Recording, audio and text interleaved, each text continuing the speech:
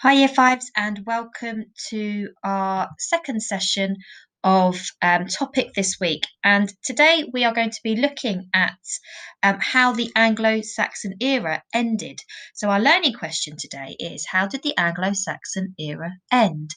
And we've been listening, haven't we, to the story of Anglo Saxon boy. And if you remember, this was written by Tony Bradman, and he used Magnus, who was the son of Harold Godwinson, as a witness. So it's some of the characters that we see in Anglo-Saxon Boy will appear um, in this lesson as we go through why the Anglo-Saxon era ended.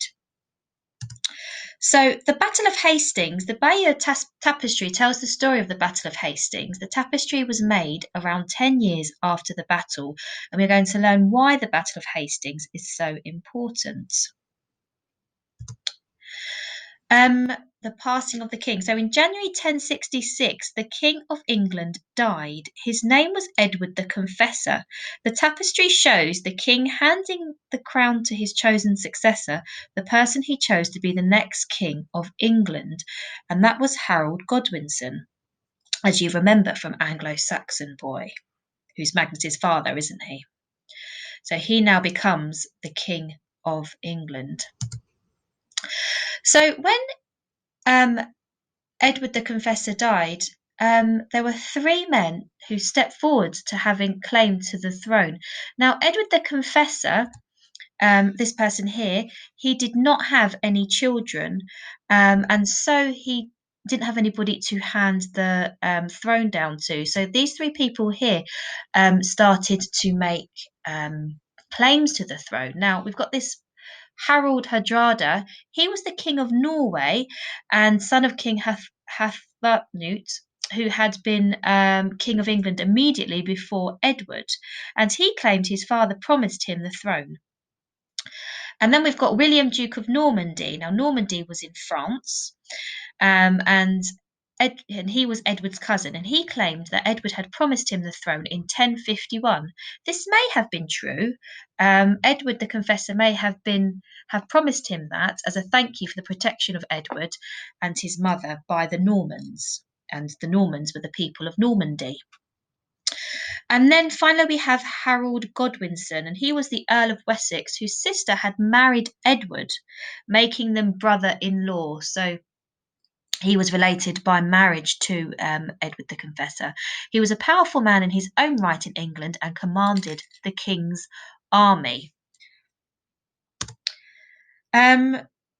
Harold was crowned king at Westminster Abbey. The tapestry shows that congregation are facing Harold, but their eyes are fixed upon Halley's comet in the sky overhead, which was seen at the same time, and this was thought to be a bad omen. So Edward the Confessor decided to pass the crown on to Harold, but you can see in the tapestry that they are suggesting that this was a bad idea, something bad was going to happen.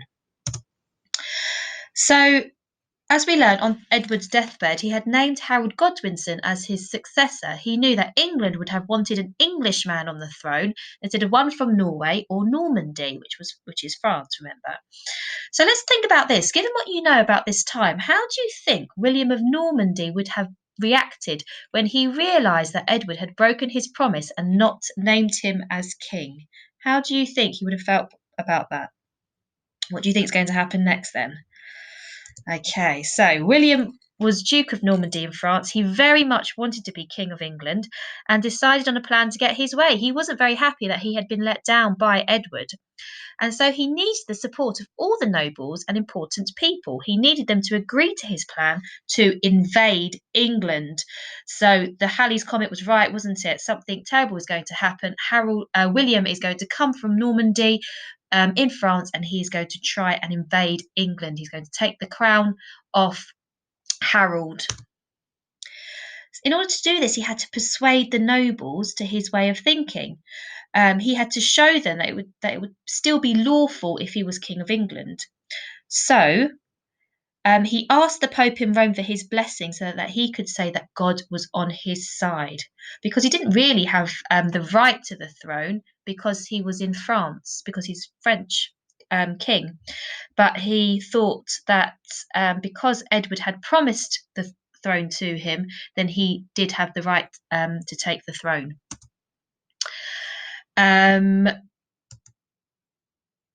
So then he started gathering armies for a crown. So although the crown would normally pass to the person who had the greatest claim to the throne by birthright, but because Edward the Confessor didn't have any children, this is where the complications began. William also knew that the person with the biggest and strongest army would become king. The man who gathered enough support and the biggest army would get the crown. So there was a popularity contest, if you like. So in May, the brother of King Harold, Tostig Godwinson, another character from Anglo Saxon boy, tried to invade England. Harold called all the peasant farmers to fight for him. William waited and watched. He wanted to make sure he had enough support before making his move. Harold Hardrada, the Norwegian king, and Tostig tried to invade Northumbria in the north of England. So Tostig made allegiance with Harold Hardrada, if you remember another person in line who made a claim to the throne, and he went against King Harold. And so King Harold had to send his army to meet them, and the invaders lost the battle at Stamford Bridge in Yorkshire. So that was a bit of a betrayal there, wasn't there? 2 days later, William and his fleet of 700 ships sailed across the English Channel from France. It is thought he landed at Pevensey because he built a castle there. The Norman invaders set about pillaging and burning the area across the harbour mouth in order to force Harold to defend his people and country. And it worked. Harold raced down the country from York and gathered whatever army he could along the way. And pillaging, if you remember, is what the Vikings did at Lindisfarne. They robbed things in a violent and aggressive way. So finally, on the 14th of October 1066, Harold was on his way to Hastings, and William heard the news and marched out to face Harold.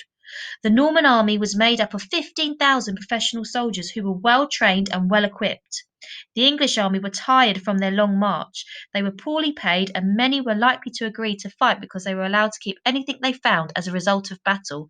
They could even keep horses, expensive weapons, and armour. And so the Battle of Hastings began. Despite only having 5,000 tired, footsore soldiers, Harold's army put up a very good defence. They were at the top of Senlac Hill, and the Normans were at the bottom. The English army formed a shield wall with their shields, and it was difficult for the Normans to break through it. However, word went around that Duke William had been killed. This made the English soldiers drop their shield wall. So they tricked them. They said that actually Duke William of Normandy had been killed, and so the soldiers thought that they'd won and dropped their shield wall. The story goes that William then took off his helmet and shouted, "Look at me, I'm alive, and with the aid of God I shall gain the victory." His army now had more courage and moved in on the English army, mowing them down on their way. Harold's 2 brothers were killed, and Harold was shot in the eye with an arrow. Then he was trampled into the ground. His army ran away into the night.